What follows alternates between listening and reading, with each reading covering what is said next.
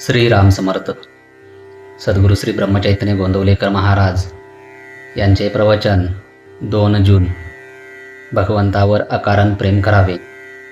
खरोखर जगात आणि लौकिकात आपण अडाणी राहिलो तर काही वाईट नाही. भगवंताच्या मार्गामध्ये त्याचा फायदाच होईल. आपण अडाणी झाल्याशिवाय म्हणजे आपली विद्या आणि मोठेपण विसरल्याशिवाय परमार्थ साधत नाही. मुलगा गावाला जाताना ज्याप्रमाणे आई त्याला फराळाचे देते, त्याप्रमाणे परमात्मा आपल्याला ज्या परिस्थितीत जन्माला घालतो त्या परिस्थितीत राहण्यासाठी लागणारे समाधानही तो आपल्याला देत असतो. ती घ्यायची आपली लायकी मात्र पाहिजे. जिथे असमाधान फार तिथे दुष्ट शक्तींना काम करायला वाव मिळतो. याच्या उलट जिथे खरे समाधान आहे तिथे चांगल्या शक्ती मदत करतात.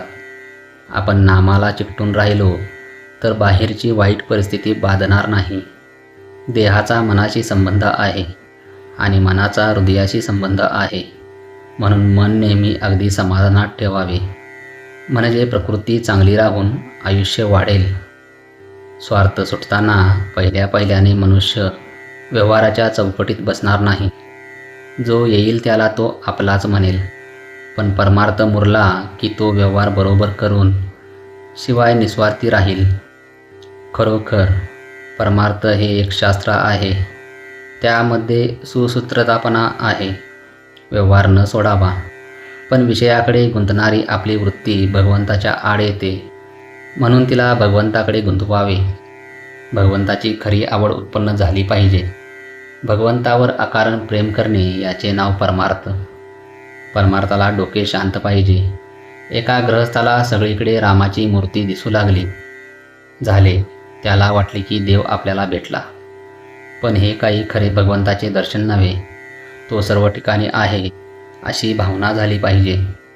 परमार्थाची काळजी करू नये. ती काळजीच प्रगतीच्या आड येते.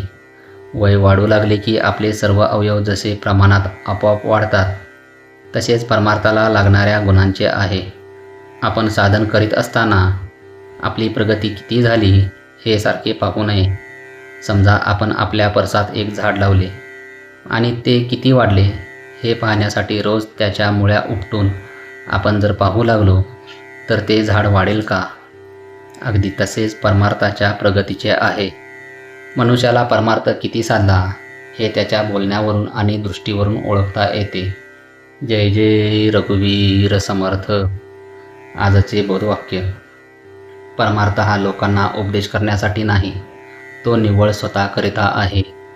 श्रीराम समर्थ.